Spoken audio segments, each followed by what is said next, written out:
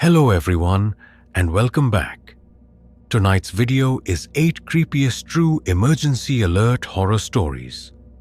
Emergency alerts are meant to warn us and keep us safe. But sometimes they bring more fear than comfort. From chilling false alarms to terrifying broadcasts that couldn't be explained, these true stories will make you think twice the next time your phone buzzes in the middle of the night. If you enjoy these creepy tales, don't forget to like the video and subscribe to the channel. And let me know in the comments. Where are you watching from? I always love seeing where you're tuning in.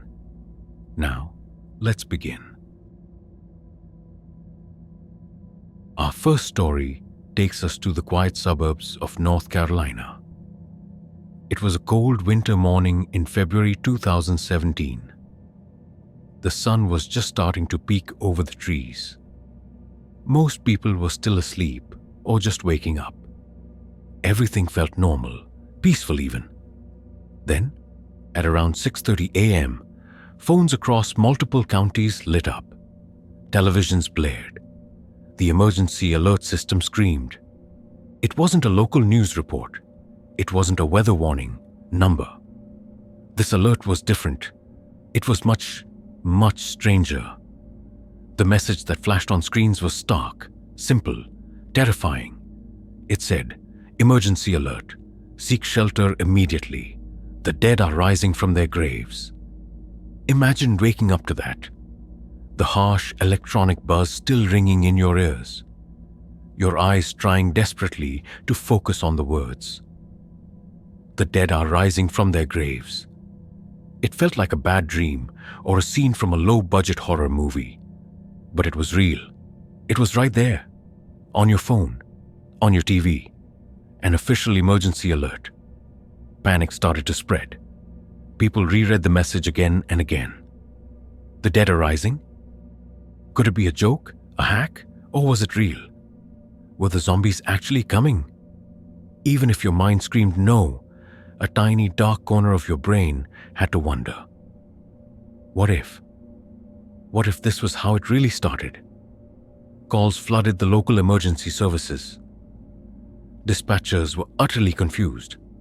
They had received no such alert. There was no zombie apocalypse, no actual emergency. But the fear was incredibly real for those who saw the message. Families huddled together. Some instinctively grabbed whatever they could for protection. They looked out windows, expecting to see shuffling figures in the pale morning light. Parents tried to explain to their terrified children that it wasn't real, even as their own hearts pounded. The system, designed to provide clarity and safety, had instead created widespread panic and confusion. Hours later, officials finally spoke up. They offered an explanation. They said it was a mistake, a technical error. They blamed a test signal for a new system that had somehow gone awry. They claimed a worker had accidentally triggered the wrong message, one meant for internal testing only. But how did that specific message, with those terrifying words, get into the system in the first place? The dead are rising from their graves. It wasn't a standard test phrase. It felt too specific, too disturbing, too loaded with ancient fears. Was it really just a simple, innocent mistake? Or was there something deeper at play? A dark joke? A warning from someone or something trying to send a message through official channels? The explanation felt too simple. It didn't calm the deep unease that settled over the towns. People looked at their phones differently after that day. They listened to the news with a new kind of doubt. What would you have done if that alert popped up on your screen? Would you have believed it? Would you have gathered your family, thinking the world had truly gone mad? Or would you have dismissed it, only to wonder, deep down, if you were making a terrible mistake. The alert was gone, but the question remained. What if it wasn't a mistake? What if it was just a little too early? The thought lingers, like a cold breath on the back of your neck. It's a chilling reminder that sometimes the most mundane objects, like our phones, can deliver the most extraordinary horrors, shattering our sense of reality. Our next story takes us back to Montana in 1987, a time before the internet as we know it today. Local TV and radio stations were the main ways people got their news and crucial warnings. It was a quiet Friday afternoon in Helena, Montana. November 20th, 1987. People were going about their daily lives. Kids were coming home from school. Parents were getting ready for the weekend. The air was crisp, carrying the scent of pine. A typical autumn day. Then, normal programming on local TV and radio stations was suddenly, violently cut off. The screen went black for a moment, then showed the familiar emergency test pattern. The loud buzzing sound, the standard emergency tone, filled living rooms and cars. This was usually standard procedure, a routine test. People expected the usual calm robotic announcement. This is a test of the emergency broadcast system. But what came next was not standard. Instead of a calm robotic voice, a deep, distorted voice filled the air. It sounded like it was coming from a dark, echoing cave, heavily modulated and processed. Then slowly, terrifyingly, the words became clear. "Greetings, citizens of the United States," the voice began. "We interrupt your regularly scheduled programming for an important announcement." The message took a dark turn. The voice claimed to be from an alien race. It said, with chilling certainty, that they had successfully taken over the earth, that humans were now their slaves. It described how they had defeated our military, how they had infected our water supply, how they would soon take over every aspect of our lives. It concluded with a stark, cold threat. Anyone who resisted would be destroyed. The message went on for several minutes. It was full of bizarre details, explicit threats, and promises of a bleak, hopeless future under alien rule. The voice remained unnervingly calm, almost bored. That made it even more frightening. It sounded like a simple, undeniable statement of fact. People were frozen in place, rigid with shock. Some desperately tried to convince themselves it was a prank. Others, a cold dread creeping into their hearts, thought it was a serious news report, an actual announcement of an invasion.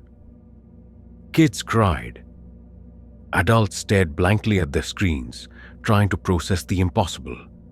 Was this truly real? Eventually, mercifully, the broadcast cut out. Regular programming flickered back on. But the damage was done. Panic spread like wildfire. Phone lines were jammed with frantic, terrified calls. People were truly, deeply scared. They didn't know what to believe. Later, after a frantic investigation, officials finally found the cause. It wasn't aliens. It was a local radio station employee. Someone had secretly recorded this bizarre, unsettling message. Then, he intentionally broadcast it over the emergency system. He later confessed to the prank, admitting he just wanted to cause a stir. The employee was caught and faced serious legal trouble. But the memory of that day lingered, a dark shadow over the town. For those who heard it, the fear was very real.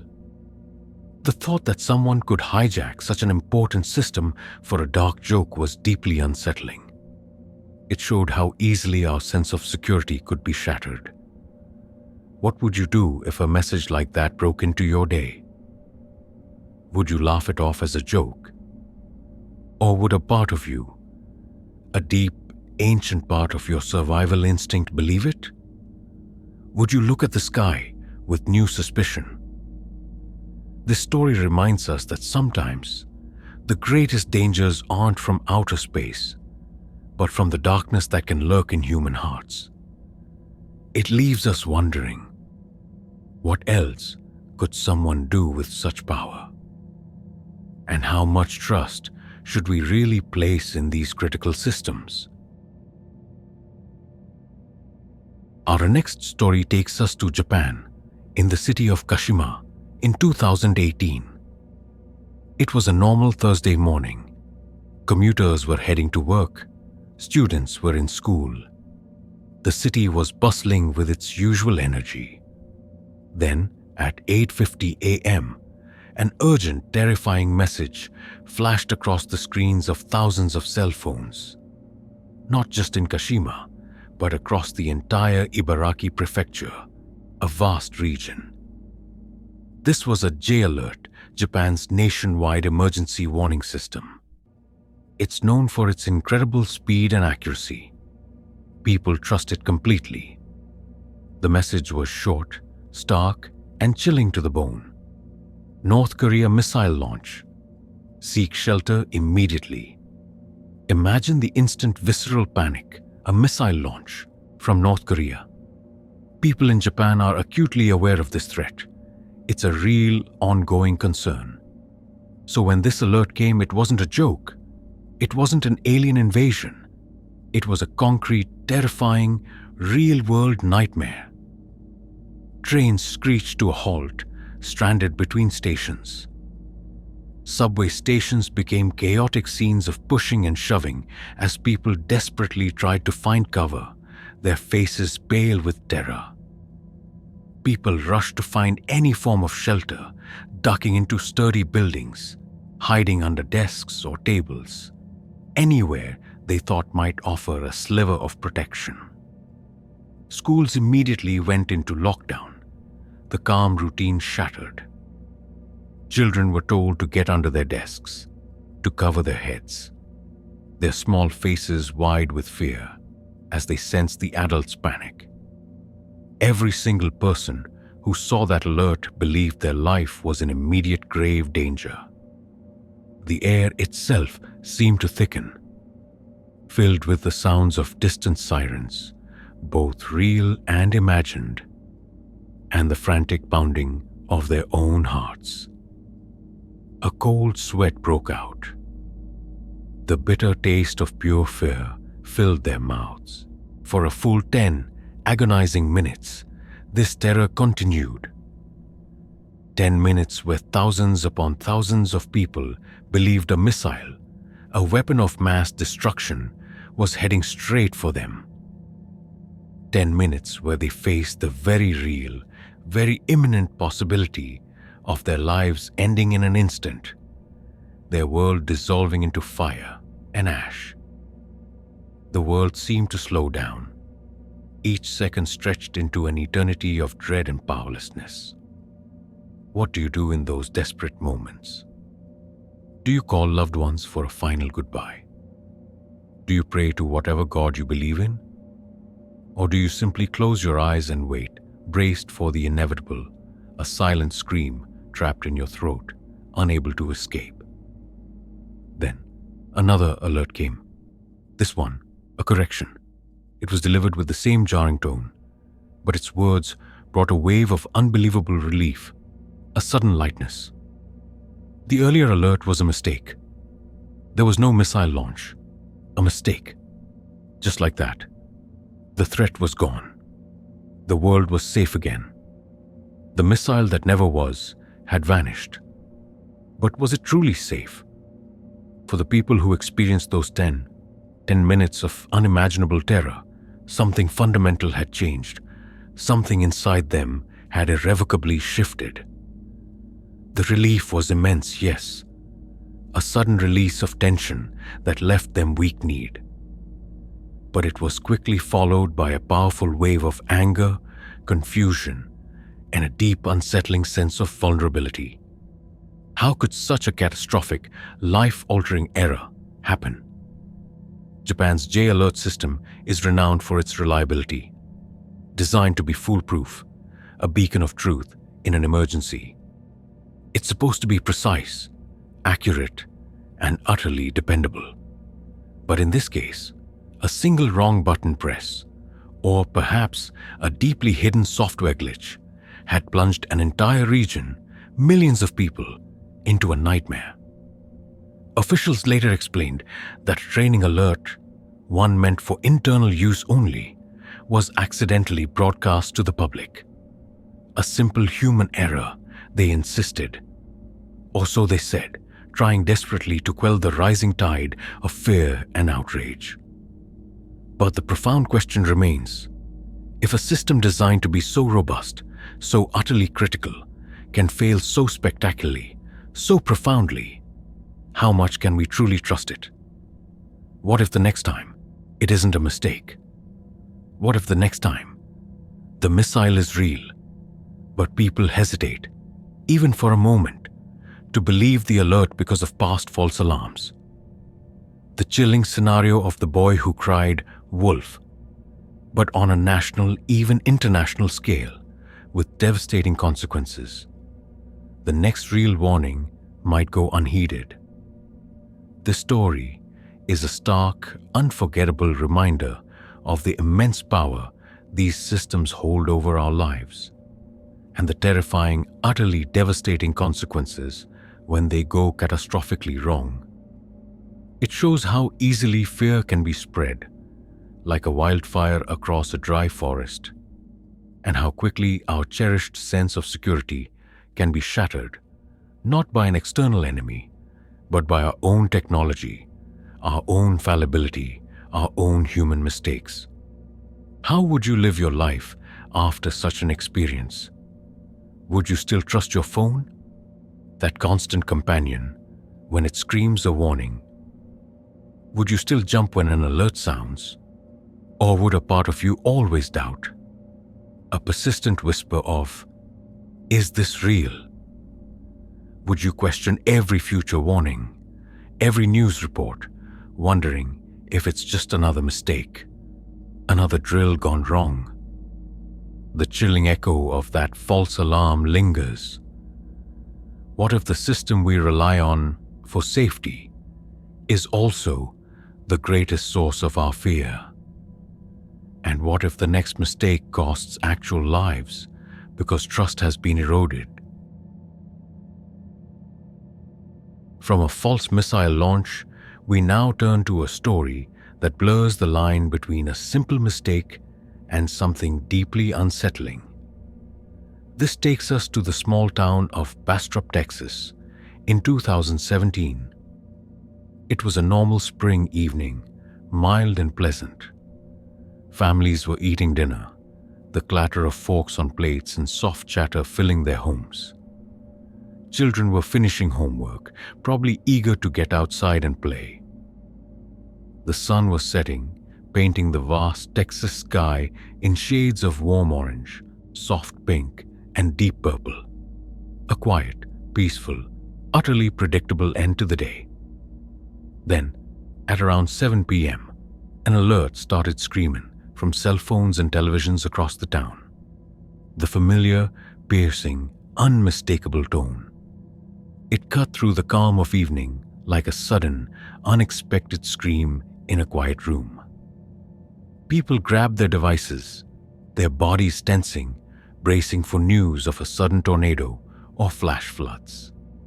Texas is known for its intense, unpredictable weather, so these alerts are common, a regular part of life for its residents. But the message that flashed on their screens was not about weather alone. It was far, far more disturbing. It read, "Emergency alert, flash flood warning in this area. A human is coming. A human is coming." The words hung in the air, heavy and nonsensical, yet profoundly chilling. A flash flood warning, yes, that made perfect sense. A clear and present danger. But a human is coming? It felt like a riddle from a horror movie, a dark, fragmented poem, or a direct threat whispered from unseen shadows, aimed specifically at them, at the very people reading the screen. The combination of an official, authoritative warning about a natural disaster and such a bizarre, deeply personal phrase was jarring, almost disorienting. It instantly created an intense sense of unease, a cold knot forming in the pit of people's stomachs, twisting with fear. People stared at their phones, confused beyond words. Some initially laughed nervously, thinking it must be a strange typo or a bad joke, trying to dismiss the absurdity. Others felt that cold knot tighten, a profound sense of dread seeping into their bones, telling them something was terribly wrong. What did it mean? Was it truly just a mistake? A random mix-up of words? A hack by someone with a twisted sense of humor, playing a cruel game? Or was it something truly sinister? A hidden message embedded within a seemingly normal weather alert?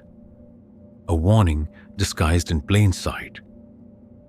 The idea that a human could be an emergency was deeply unsettling, violating a basic understanding of threats.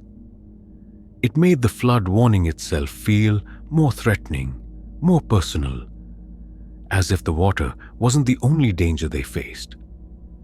The phone lines to the local sheriff's office and news stations immediately lit up, overwhelmed with frantic calls. People were calling, demanding an explanation, their voices trembling with fear and confusion. "What kind of emergency is a human?" they asked. Was someone dangerous on the loose? A serial killer targeting the town? Who is coming, and why is it an emergency? The sheer ambiguity of the message was what made it so terrifying. It allowed every worst fear, every darkest possibility, to take root and blossom in their minds, unchecked, filling them with nameless dread. Officials quickly offered their explanation, trying to quell the growing panic, to restore order. They said it was a technical glitch, a software error, another digital hiccup. Apparently, someone was using a new alert system, perhaps still unfamiliar with its functions or how its placeholder text operated. They were testing the flash flood warning template, and in a pre-programmed field, a space meant for a more specific detail about the flood, someone had carelessly typed "a human is coming" as a placeholder. A dummy text, and somehow, that innocuous placeholder text was accidentally broadcast with the actual flood alert for thousands to see. A chilling message unleashed. A simple mistake, they insisted. A human error, yet again, the familiar refrain that often follows these incidents. But the words, "a human is coming," echoed in the minds of the townspeople. A chilling refrain that was not easily forgotten. It transformed a routine weather warning, a mundane piece of information, into a deep psychological horror. The thought of an unknown, unnamed human being a declared emergency was a powerful, disturbing image. It suggested a threat far more insidious than any storm, one that had intelligence and intent. The incident left many people feeling exposed, vulnerable. If a system meant to protect us from floods, from natural, impersonal dangers, could accidentally warn us of an unknown human threat, a specific, intelligent menace, what else could slip through? What other bizarre or chilling messages could be lurking, dormant, in the system's depths, waiting for a single mistake to be accidentally unleashed upon an unsuspecting public? It felt like a thin veil had been lifted, revealing something disturbing underneath the surface of their calm, normal lives. This story makes us question the hidden layers of our digital world. Are there other secret messages, strange code fragments, or unsettling placeholders embedded in the systems that govern our lives, waiting for the right conditions to manifest? What if "a human is coming" wasn't just a random placeholder, but a subconscious warning from the person who typed it? A dark thought unintentionally shared with thousands. A slip of the mind that became a slip of the broadcast. A hidden fear made real. Would you have dismissed it as a funny typo? Something to chuckle about later? A moment of oddity? Or would you have found yourself locking your doors, pulling the curtains tight, peering out into the fading twilight, wondering which human was on their way, and for what purpose, with what dark intent?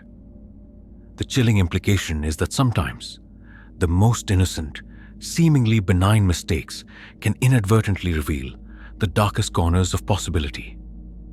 And sometimes a warning about a human is far more terrifying and personal than any natural disaster, because it implies intent, a will behind the threat, a target. What does it truly mean for us when the very word human becomes part of an emergency alert, an urgent call for danger? It's a question that still haunts the quiet evenings in Bastrop. A lingering whisper of fear, a shadow that never quite leaves. Our fifth story takes us to Quebec, Canada, in January 2020. It was a bitterly cold Sunday night. Most people were likely indoors, wrapped in blankets, escaping the biting winter air. It was a time for comfort and quiet, for families to gather and relax before the start of a new week. But at around 9:45 p.m., that peace was violently shattered.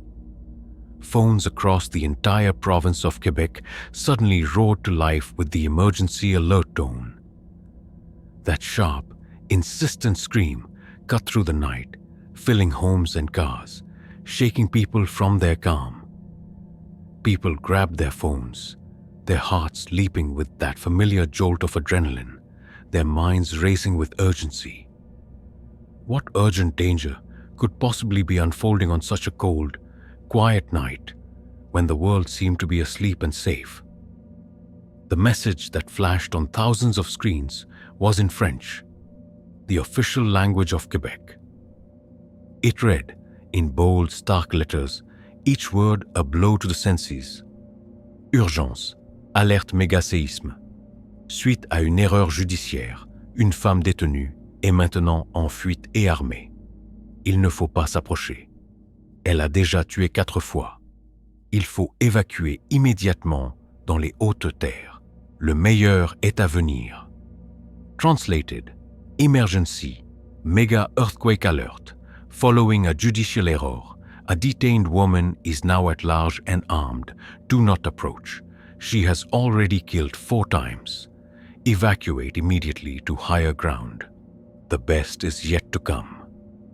A mega earthquake alert. A natural disaster of unimaginable scale and destructive power. Immediately followed by the terrifying news of an armed 4-time killer on the loose, a very human threat. And then, the chilling, cryptic, utterly menacing phrase, "The best is yet to come." The confusion was instant, a jarring clash of disparate fears that made no logical sense together. And the terror, absolute and overwhelming. Was it an earthquake demanding immediate evacuation? A flight from a crumbling world? Or was it a dangerous killer requiring you to barricade your doors and hide, to lock yourself away? Or was it both simultaneously, an impossible, double-barreled threat that offered no clear path to safety? How could a mega-earthquake possibly lead to an armed woman escaping? And why would these 2 unrelated events be linked? And the best is yet to come? That sounded less like a warning meant to help and more like a twisted promise, a sick joke from a malevolent force, gloating in their fear. It felt deeply personal, almost mocking, as if someone was delighting in their terror. Panic erupted across the province. People didn't know what to do, their minds paralyzed by the sheer strangeness of the combined message, unable to choose a course of action. Should they evacuate their homes and try to drive to safety, risking encountering the killer on the dark roads? Or should they barricade their doors against a killer, hoping to weather a massive earthquake indoors?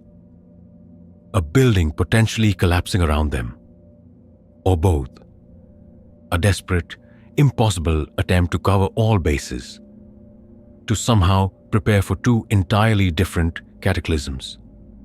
The utter strangeness of the situation rendered many unable to think clearly, lost in a fog of fear. Families clung to each other, their faces pale with shock and fear. Whispering what-ifs, fear clouded their judgment, making every choice feel wrong, every instinct confused. The air itself seemed to crackle with tension, heavy with the weight of unspoken dread. The bitter cold outside felt less threatening than the unknown multi-layered danger described in the alert, a terror that felt almost supernatural. Roads quickly became congested as some people tried to drive to higher ground, thinking of the earthquake. Others rushed to lock their doors, pull their blinds, peering out windows into the darkness, searching for any sign of a lurking figure, the escaped killer. The police and emergency services were instantly bombarded with calls, their lines jammed, dispatchers unable to cope with the flood of panicked inquiries. Confusion reigned supreme. Even they, the authorities, didn't know what was happening or which part of the impossible alert to address first. After about 20 agonizing minutes, an incredibly long time to live under such a dual threat, another alert finally came through. A correction. There is no emergency. The previous message was sent in error. We apologize for the inconvenience. An error. Again. Just like that, the double threat was dissolved, the nightmare officially declared null and void. Officials later explained that the message was part of a training exercise for a nuclear power plant, a test message, and somehow, through a chain of unfortunate circumstances and human mistakes, it was accidentally broadcast province-wide to millions of people. But the specific details within that test message were what truly disturbed people, what made them question the official explanation. Why would a nuclear plant training exercise, dealing with the most serious of disasters, include an escaped, armed four-time killer? And what about that chilling phrase, "The best is yet to come"? That specific line haunted many, feeling far too dark, too deliberate, too sinister for a simple, routine test message. It whispered of a deeper, more profound malevolence. It raised profound, unsettling questions. What kind of scenarios are they truly simulating in these high-stakes training exercises? What do they expect to face? And who wrote that chilling line, "The best is yet to come"? Was it an actual part of the nuclear plant's training script, implying a deeper, more profound catastrophe, a hidden level of horror? Or was it a dark joke, a personal touch slipped in by an employee, accidentally unleashed on an entire province, causing widespread terror? The incident left Quebec deeply shaken, its population feeling betrayed by a system they had trusted implicitly for their safety. How do you move on from believing, for 20 terrifying minutes, that you are facing both a massive earthquake and a dangerous armed killer, while a mysterious, malevolent voice hinted at even more horrors to come? Do you ever truly trust an alert system again after such a profound breach of faith, such a terrifying false alarm? Do you still wonder about the true meaning of "the best is yet to come" long after the all clear, a phrase that might still echo in your nightmares? This story stands as a chilling testament to the power of a few words accidentally broadcast to plunge an entire population into a shared nightmare of fear and confusion. And it makes you wonder what other dark test scenarios, what other unsettling phrases are sitting dormant in systems across the world, just waiting for a single mistake to bring them terrifyingly to life.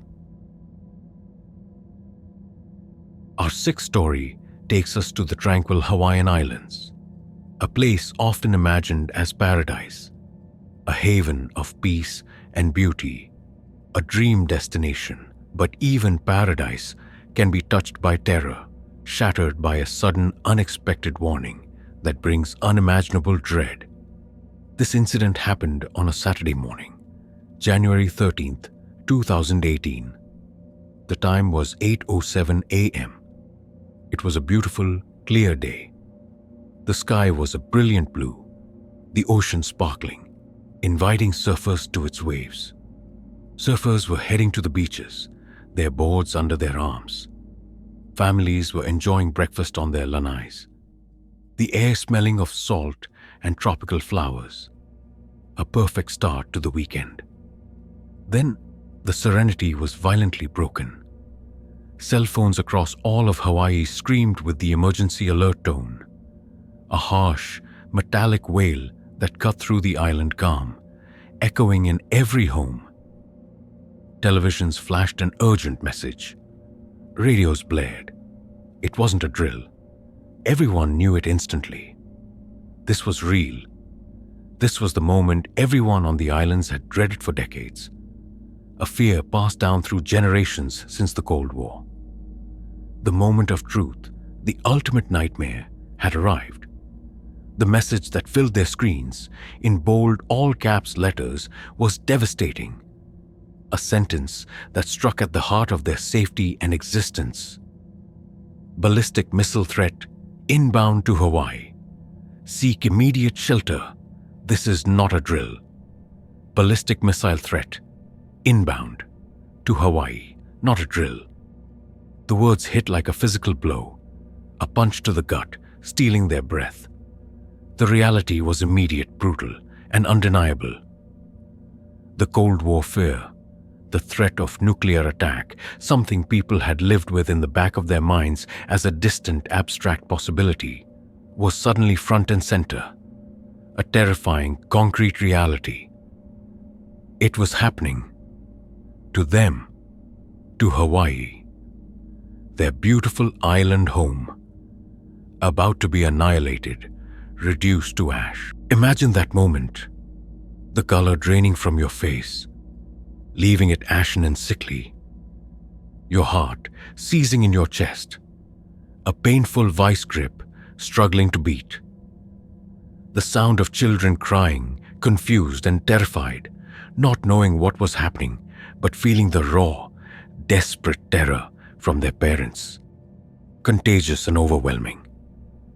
People scrambling, tripping over themselves, running for any semblance of shelter, however futile. Looking for basements, even though most homes in Hawaii don't have them, frantically searching for protection where there was none. They crowded into storm drains, under bridges, behind thick walls, anywhere they thought might offer a sliver of protection, however brief or ineffective. The smell of fear filled the air, acrid and metallic, a scent of impending doom. Tourists unfamiliar with the island's layout or the local threats ran aimlessly, their faces distraught, desperate for guidance that wasn't coming, lost in their panic. They screamed.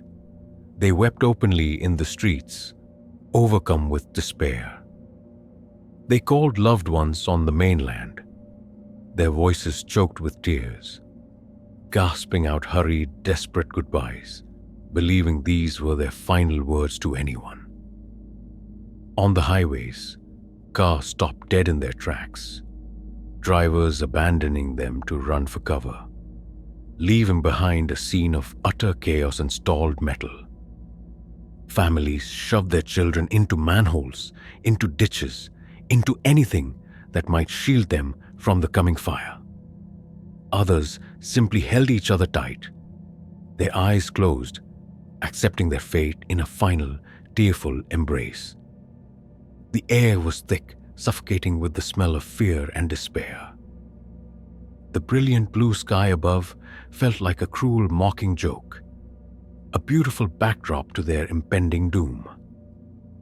This wasn't a bizarre message or a strange riddle. This was a clear, direct warning of total destruction, delivered with stark, undeniable authority, demanding belief.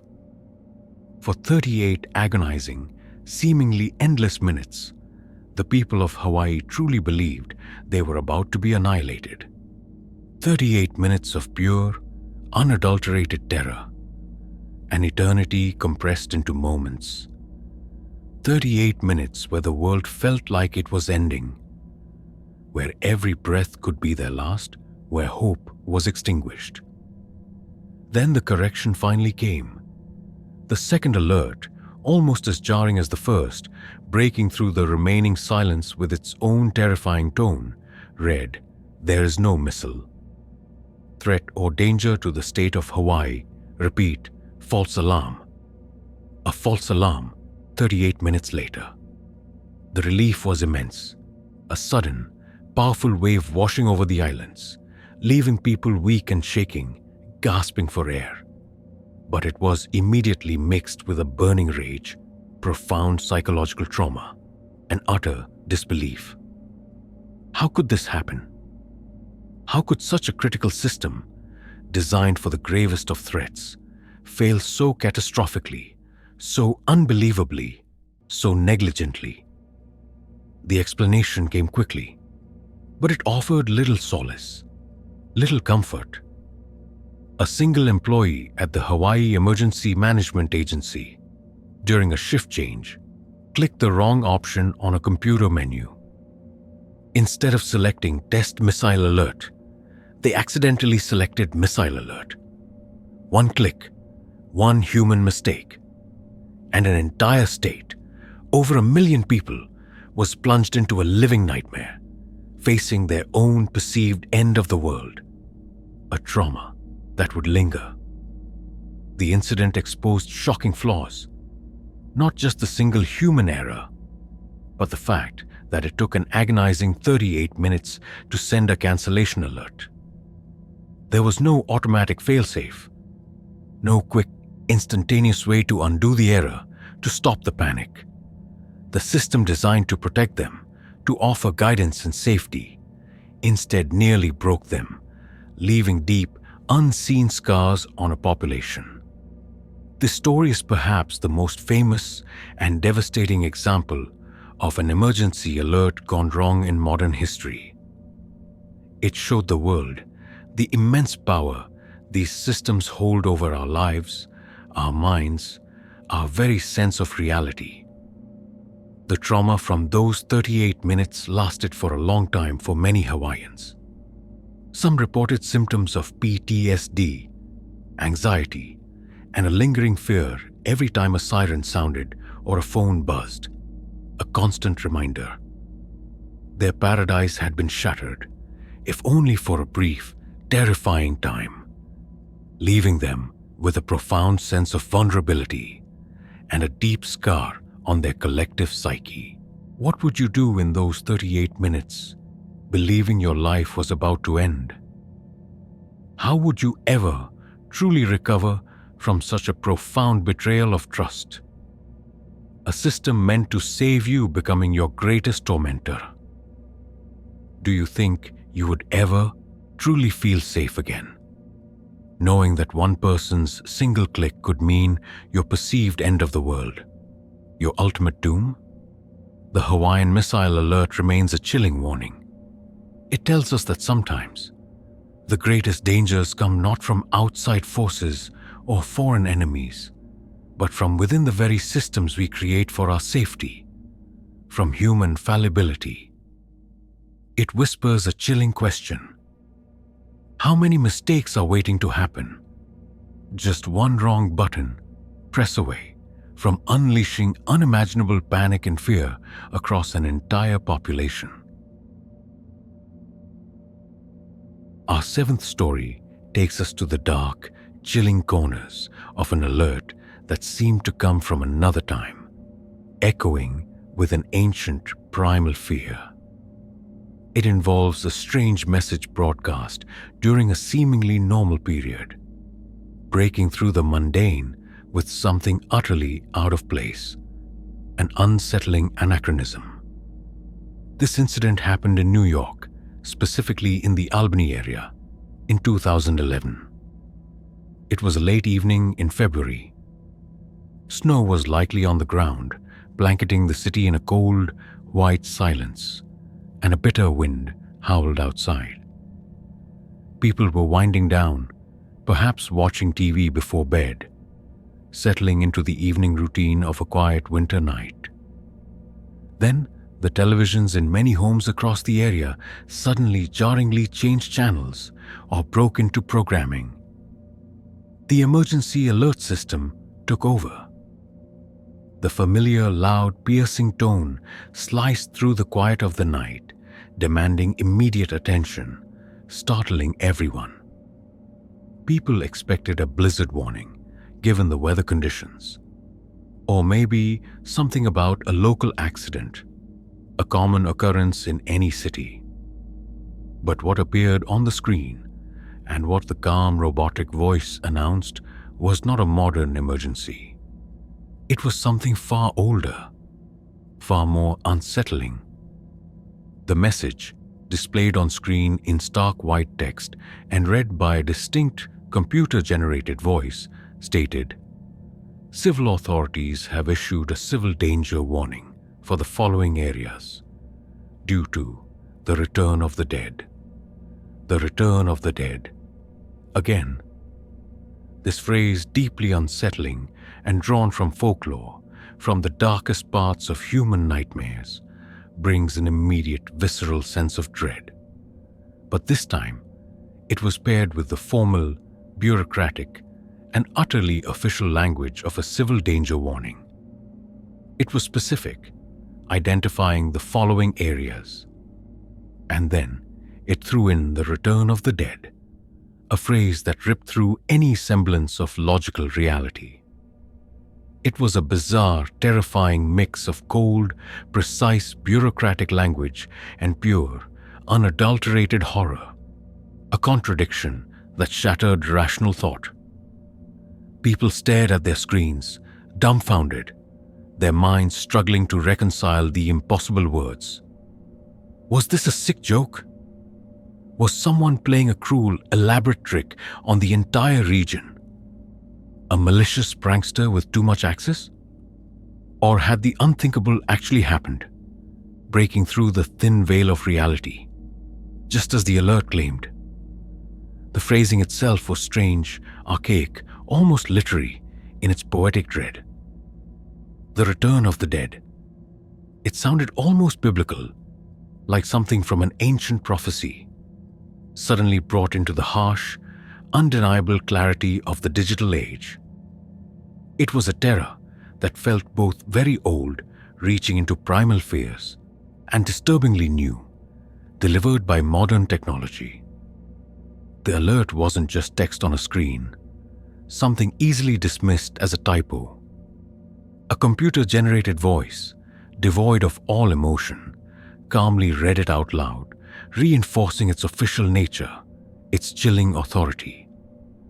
That calm, emotionless voice, delivering such a horrifying, impossible message, made it even more chilling. It added a layer of cold, undeniable authority to the impossible warning, transforming it from a mere suggestion into a declared fact, a truth that had to be reckoned with. Immediately, calls poured into local news stations and police departments, overwhelming their limited resources, their phone lines jammed.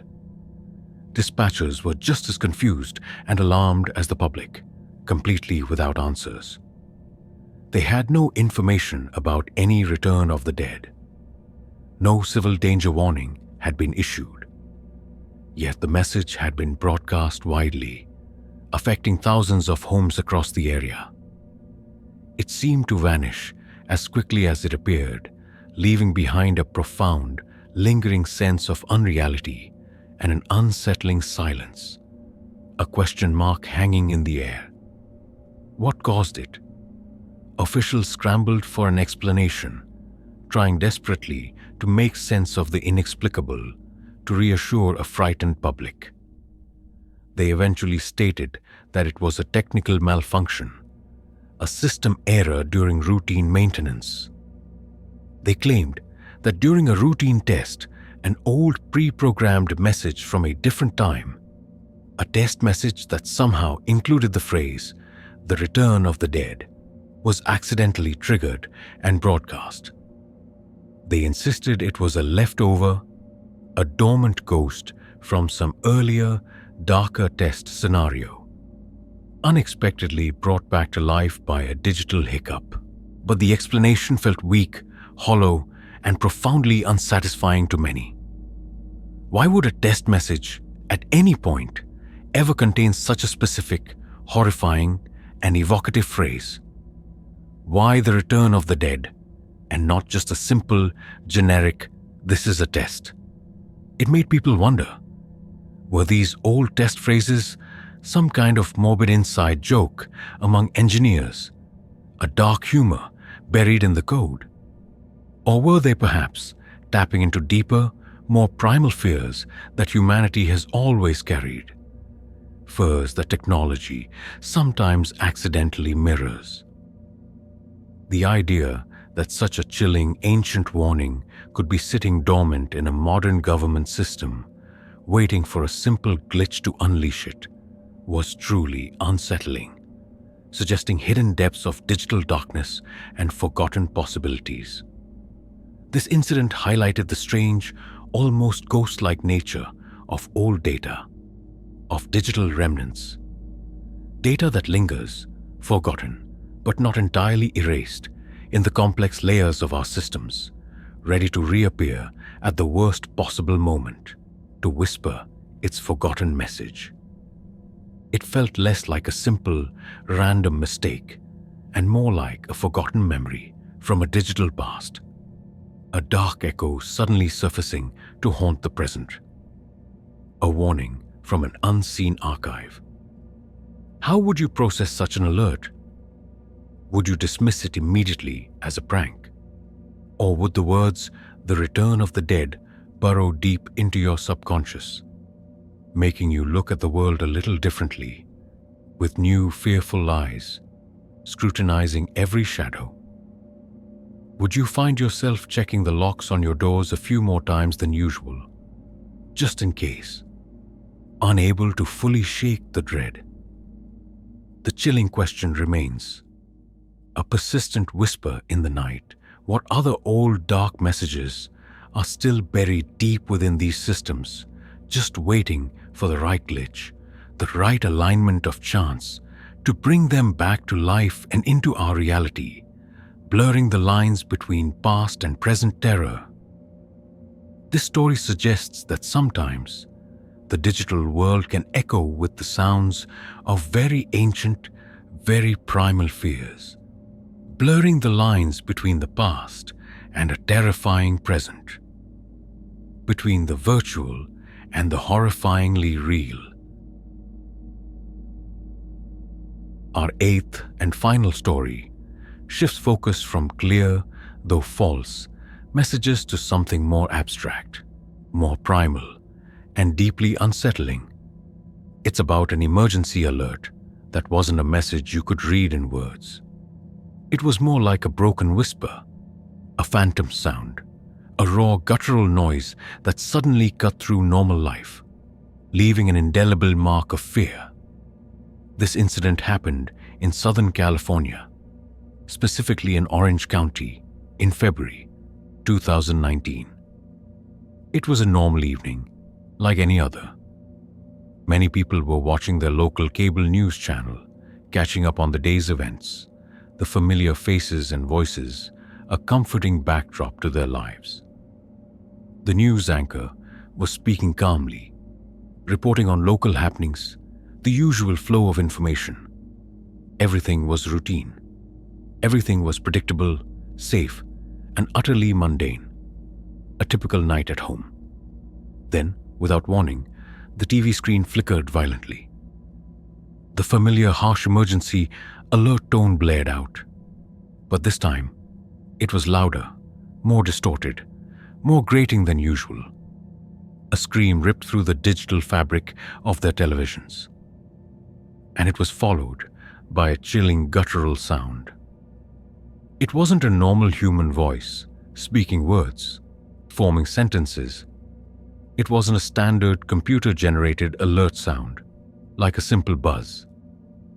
It sounded like something human, but heavily warped, stretched, and twisted, as if trying to break free from some unseen digital prison, struggling for release.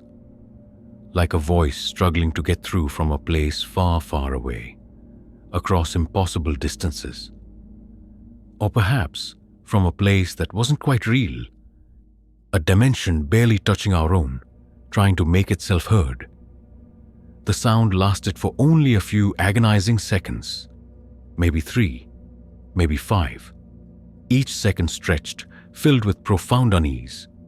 It was a low, rasping groan, filled with pain or immense effort, a sound of suffering or struggle. It mixed with what sounded like garbled words, but words that were utterly unrecognizable. Not English, not Spanish, not any language anyone recognized or could decipher. It was pure noise, yes, but a noise that felt intensely, profoundly wrong. It sent icy shivers down people's spines. A primal response to something unnatural, something deeply disturbing. Many described it as sounding like someone growling in pain, or a demon speaking through static and white noise. A voice from pure nightmare. Others said it was like a desperate alien plea, a cry from another existence struggling to be heard. Then, as suddenly as it began, it cut out. The TV screen flickered again, and the news anchor was back on screen. He was talking calmly, smoothly, as if nothing had happened. His face serene, oblivious to the terror he had just broadcast. The emergency alert tone was gone. The disturbing guttural sounds were gone. But the fear in the living rooms of Orange County, the profound sense of violation and unease, was very, very real. A lingering chill that wouldn't easily dissipate. People looked at each other wide-eyed, their faces pale with shock. "Did you hear that?" they asked, their voices hushed, almost fearful of speaking too loudly. "What was that? I've never heard anything like it." The confusion was immense, quickly giving way to a deep, unsettling fear. Was it a prank taken too far? A sophisticated hack of the cable system? Or something far more sinister? Something that defied all rational explanation, hinting at forces unknown? The feeling wasn't just confusion. It was a deep, unsettling fear, a primal dread. It was the feeling that something profoundly unnatural, something utterly alien, had just briefly broken through the everyday world, touching them directly, whispering secrets they shouldn't hear. Calls flooded the cable provider and the news station. Thousands of people had heard it. They all described the same unearthly sound, the strange distorted voice, the feeling of pure, primal wrongness it caused. No one could offer an immediate explanation, compounding the fear. The sheer number of calls confirmed it wasn't an isolated incident or a trick of the mind. Many had heard the same terrifying thing. Officials at the cable company and the news station were completely baffled. They had no record, none whatsoever, of any emergency alert being sent out at that time. No natural disaster was happening. No missing child alert had been issued. They checked their systems meticulously. They checked their logs and their archives. Nothing. The strange, horrifying broadcast simply wasn't supposed to have happened. They could offer no logical explanation, leaving a gaping void where answers should have been, feeding the public's unease. The official response was again a vague technical glitch or equipment malfunction. The familiar, convenient excuse trotted out to explain the inexplicable. But a glitch that creates a growling, distorted, seemingly intelligent voice, capable of evoking such deep-seated fear. That felt like a massive understatement. A convenient way to brush aside something truly inexplicable. Something that defied all known errors. It didn't calm the people who had heard it.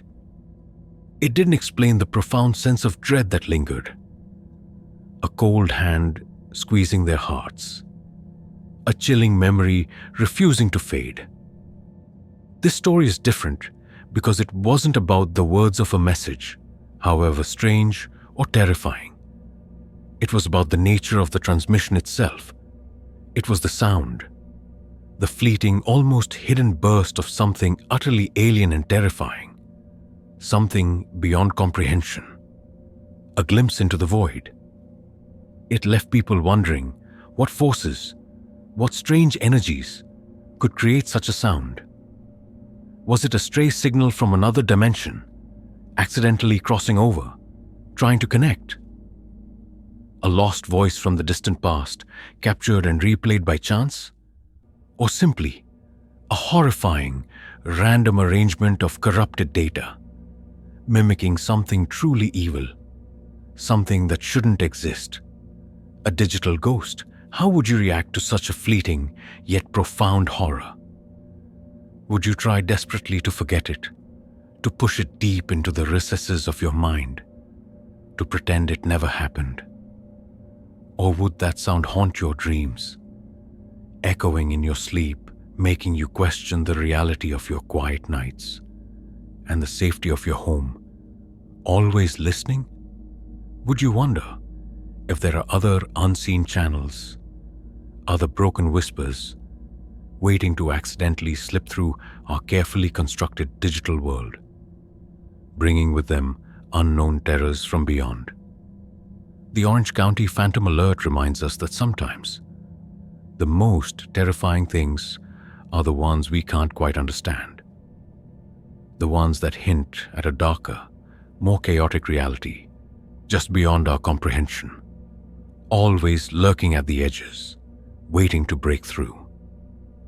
It leaves us with the chilling thought: what was really trying to break through that night? And what was it trying to say? And will it try again, perhaps with more success, its message clearer, its intent more deadly? So, we've journeyed through 8 unsettling true stories. 8 moments when our trusted emergency alert systems went from being sources of safety to creators of sheer psychological terror. We've heard about zombies rising from graves, aliens taking over Earth, missiles heading our way, and the chilling promise that the best is yet to come. We've encountered strange, cryptic phrases like "a human is coming," and the profoundly unsettling idea of a chemical spill from a human experiment. And we've even heard a phantom, distorted voice that seemed to break through from another realm. A pure sound of dread leaving us truly shaken. Each story, distinct in its terror and its specific flavor of nightmare, shares a common, chilling thread. A thread of vulnerability, a thread of shattered trust in the systems meant to protect us. A thread of what if, lingering long after the alert is gone, planting seeds of doubt. They all remind us that the line between order and chaos, between comforting safety and abject fear, is often much thinner, much more fragile than we dare to imagine. Especially in our hyper-connected, technology-reliant world, where information is power and fear is easily broadcast. Think back to the sheer, unadulterated panic in Hawaii. The 38 minutes of believing an actual devastating missile was inbound, moments from impact. The terror was palpable, a collective scream of despair that echoed across the islands. It wasn't about a strange, easily dismissible message. It was about facing the actual end of their world, brought to them by a single, accidental click. How many of us would survive that experience unchanged, untouched by the profound trauma, the absolute terror? How many would carry the deep, unseen scar of that fear for the rest of our lives, forever altered by those moments, forever wary? It's a vivid, horrifying example of how powerful these systems are and how devastating their failures can be on a massive human scale. Or consider the eerie specificity of the dead are rising from their graves, or a chemical spill from a human experiment. These weren't random jumbles of letters or computer gibberish, easily dismissed as random noise. These were coherent, deeply unsettling sentences, carefully constructed to evoke profound fear, to tap into our deepest anxieties. Why those specific sentences? Why were they ever conceived, much less made a part of a test or placeholder text in an official warning system? Does it not make you wonder about the minds that conceived them? The dark scenarios they were preparing for? The possibilities they deemed worthy of a test?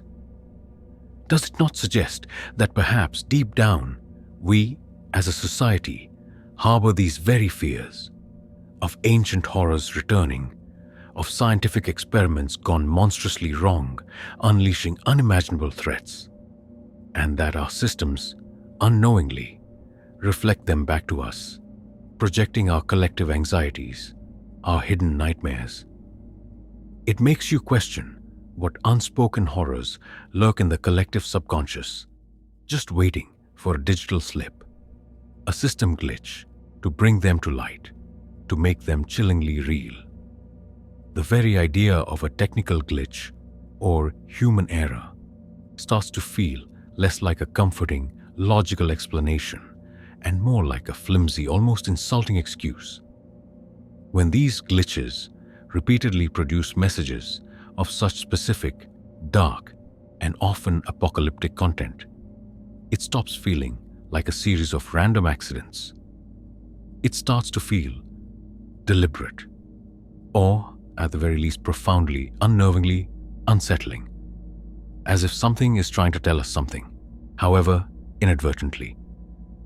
It begs the question, are these systems truly just experiencing random errors, simple digital hiccups, or are they, in some strange, almost sentient way, reflecting deeper anxieties and hidden truths back to us, acting as unwilling conduits? Are they accidentally tapping into something we're not meant to see? A darker layer of reality or human intent, a shadow world breaking through? And what about the phantom voice? The garbled demonic growl that briefly took over TVs in Orange County? A raw sound of pure malice or despair? An auditory horror? That wasn't a mistaken text or a typo easily corrected. That was an audible break in reality, a sound that violated the senses, that clawed at the mind. a raw, unsettling sound that defied any easy rational explanation. It reached into the primal part of our brains, the part that recognizes pure, unadulterated menace, the sound of something deeply wrong, something alien. What was that? Was it truly just an equipment malfunction? A random burst of static? Or did something try to communicate, to break through the veil between worlds, even for a fleeting moment, to make contact? That mystery remains. A chilling reminder that not all emergencies come with clear, readable messages. Sometimes they come as pure, terrifying sound, a primal scream from the unknown, leaving us with no answers, only dread. These stories force us to confront our profound reliance on technology. We put so much faith, so much implicit trust in these intricate, complex systems that govern so much of our lives, from the mundane to the critical. We trust them with our safety, with our vital information, with our very sense of reality and understanding of the world. But what happens when that trust is violently broken, not by a hostile enemy or a natural disaster, but by an internal flaw, a hidden vulnerability within the system itself, a self-inflicted wound? When the very tools designed to keep us safe, to reassure and guide us, become the instruments of our deepest fear, our most profound terror. It's a betrayal from within our own creations. It leaves us with a lingering unease, a cold knot in our stomachs, a constant whisper of doubt. Every time our phone buzzes, every time an alert flashes on our screen, will a tiny part of us now hesitate, a moment of doubt creeping in, questioning its veracity? Will we wonder if this is the real warning, a genuine call to action that we must heed, or if it's another chilling glimpse into the strange, the impossible, the horrifying, a trick of the digital age, a digital phantom? Will we second-guess the message, even when it's truly important, truly life-saving, because of past betrayals, because trust has been shattered? The devastating boy who cried wolf effect, but on a global, digital scale, with potentially deadly consequences for entire populations. These incidents reveal a profound vulnerability. A vulnerability in our technology, yes, in the complex, fallible systems we create with our own hands, but also a vulnerability in ourselves, in our minds, our deepest fears, our primal instincts, our readiness to believe or disbelieve what we are told through official channels, through the glowing screens we hold so dear. They expose the fragility of our sense of order and control, the thin skin of security we wear. And they highlight the immense psychological impact that a few words, a single sound, or a fleeting, inexplicable message can have, especially when delivered through channels we've been conditioned to trust implicitly, without question. These are not just glitches. They are cracks in our reality. We live in a world where information flies at us at light speed constantly. We're bombarded with news, alerts, notifications, a never-ending stream of data. Our phones have become extensions of ourselves, our primary connection to the wider world, our constant companions, almost a part of our bodies. So, when that connection, that lifeline, suddenly becomes a conduit for fear, for the strange and the terrifying, it's a direct assault on our sense of well-being, on our very sanity. It penetrates our personal space, right into our homes, our pockets, our very minds, leaving no escape, no place to hide from the digital dread. It makes you question, what safeguards are truly in place to prevent such breaches, such terrifying malfunctions. Are they enough? Or are these technical glitches and human errors just the tip of the iceberg? A hint of something far larger, far more unsettling beneath the surface of our digital world? What other dark messages, what other strange warnings are lurking dormant in the digital shadows, waiting for the perfect storm of circumstance to break through and shock us all, to reveal hidden truths? What if these aren't just errors but glimpses into a reality we're not supposed to see? A reality that actively tries to communicate, to warn, to terrify. A reality where the barriers between what we know and what is truly terrifying are much weaker than we understand, barely holding back the tide of unknown horrors. Have you ever received an emergency alert that made your blood run cold? Maybe not as extreme or widespread as these stories, but something that genuinely unsettled you?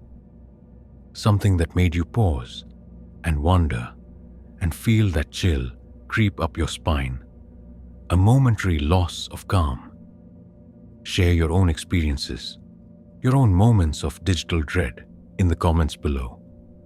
What was the most disturbing alert you've ever received, true or otherwise? What did it make you feel? How did it change your perspective, even if just for a moment, on the world around you and the technology that binds it? Your story could be another chilling piece of this puzzle. And as you go about your day, the next time you hear that jarring, familiar emergency alert tone, will you think differently? Will you remember the rising dead, the alien invasion, the inbound missile, the human experiment, the phantom growl, the impossible messages? Will you wonder, just for a second, if the message on your screen is truly a warning of a known danger, something mundane and explainable, or a window into something far more mysterious, far more unsettling, and ultimately far more terrifying than you could ever imagine? A portal to dread. Because these stories aren't just about technology gone wrong. They're about fear. They're about vulnerability. They're about the thin veneer of safety that we construct around ourselves, the fragile illusion of control, and how easily it can be pierced by a single, unexpected message. They are a stark reminder that in our modern digital world, the most chilling horrors might not come from ancient curses or monsters lurking in the dark woods, but from the very devices we hold in our hands, the very systems we created to protect us. And sometimes, those systems whisper secrets we were never meant to hear. The kind of secrets that once heard can never truly be forgotten, lingering in the mind like a cold shadow, a permanent mark of unsettling truth.